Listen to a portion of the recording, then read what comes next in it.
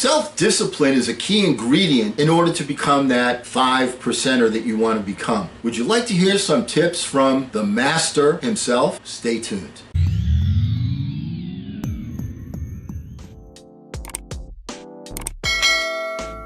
Hello again, everyone. I'm Eli's dad with Project Eli, where we educate, we lead, and we inspire.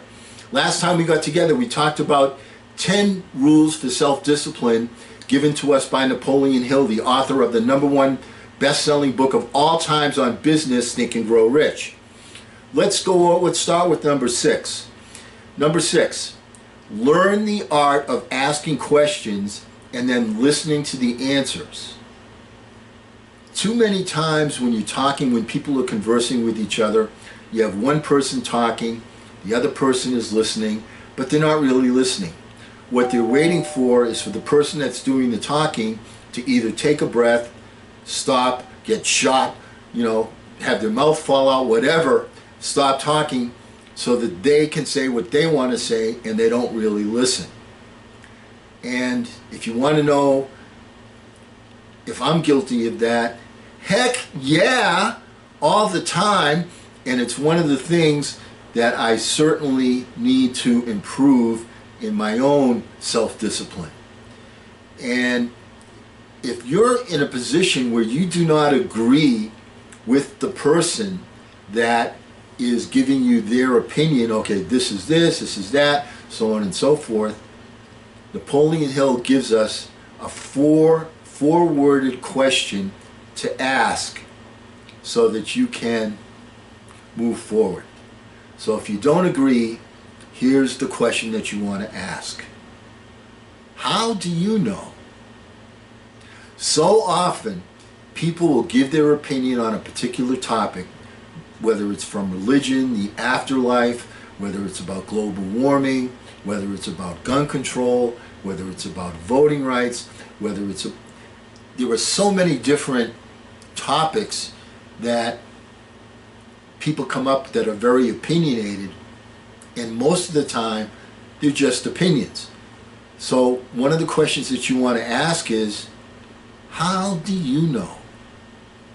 That's number 6. Number 7, never say or do anything before asking yourself this question: would it benefit or hurt the other person? Right? This is a self-discipline thing, and I've gone over this before, but it's worthy that I go over this again. Before you respond to someone in that type of a scenario, think of the acronym THINK, T-H-I-N-K. Is what you're about to say true, helpful, inspiring, necessary, and kind? Because you know what? There's an unwritten law of the universe that never fails. It's just like the law of gravity.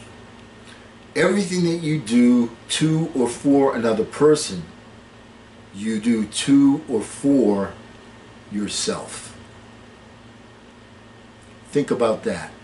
So, once again, let's go over that acronym. THINK. Is what you're about to say true, helpful, inspiring, necessary, and kind? The acronym THINK before you respond to another person. Number 8, learn the difference between friendly analysis and unfriendly critics. Sometimes people just, shall we just say, rub each other the wrong way. They don't get along. They're oil and water, oil and vinegar, however you want to put it. Okay, I always put it in salad dressing terms. But my point is, one of the things you want to keep in mind is you want constructive criticism. That's one of the things that a mentor does. Now, when one of my mentors would tell me, this is not right, this is what you should have done instead, I would listen to what they had to say, and initially, no matter the fact that they were my mentor, there was always a feeling of hurt. But then when I would stop, give it some time, and think about it, I would always say to myself, he or she wouldn't be telling me this if it weren't for my own good. There's not a benefit to them to have me do this. So maybe I should listen. Maybe I should give credence to what it is they're telling me. On the other hand, you sometimes have people that are just, so much seeking animosity, and you know who they are. You know the people that are just looking to, right to you, and you hear their criticism. And, boy, did we ever hear this past, summer and fall with, all the political goings on with the pandemic and the voting and everything else. I mean, it was so vituperative that it just was like so annoying to listen to. And you'd listen to the two channels, the Fox, the CNN, and one is over there to the right, the other's over there to the left, and you're saying, enough already. Enough already. Recognize when criticism is constructive and when it's being merely vituperative. Number 9, a good leader takes orders as cheerfully as he gives them. One of the things that you have to recognize as a leader is you don't know everything. One of the richest man, from my understanding, this may not be true, but the absolute richest man in United States history, based upon today's dollars, if you took what they made back then and converted it to today's dollars, was a gentleman named Andrew Carnegie. And he was the president, ultimately, of U.S. Steel. Now, Andrew Carnegie knew, obviously, a little something about steel, but he didn't know everything. So what did he do? He surrounded himself with people that did know, and he would listen to them. And his chief function was to take and gather the information and decide what the best course of action was. Similarly, Henry Ford was once brought in front of a Senate committee, and one of the committee members asked him the question, what do you know about this? What do you know about that? In an effort to embarrass him. And Mr. Ford looked at him and he said, frankly, off the top of my head, I don't know that. But I have all these telephones surrounding my desk. And just like that, I can pick up the phone and I can get the answer to that question. What they pay me to do is to run the company and make it profitable. That's my job. All right, you're the president of your own company. It may not be the Ford Motor Company, but you're Eli Incorporated or Eli's Dad Incorporated. If you don't know the answer, even though you're the president, even though you're the leader of that company, especially in today's times, you have at your fingertips all sorts of information where you can take those answers and make use of them. As a leader, this is a very important thing for leaders. Don't just surround yourself with people that agree with you. Have people that disagree with you so you're getting an opposing point of view. It's critical to do that because you need to hear different outlooks, different paradigms, not just your own, because that's when you can fall into trouble. You need to hear all of the information that's out there. And number 10, the last one, self-discipline rule by Napoleon Hill, is remember that tolerance in human relations is as important as it is in an operation of mechanics, of a business thing.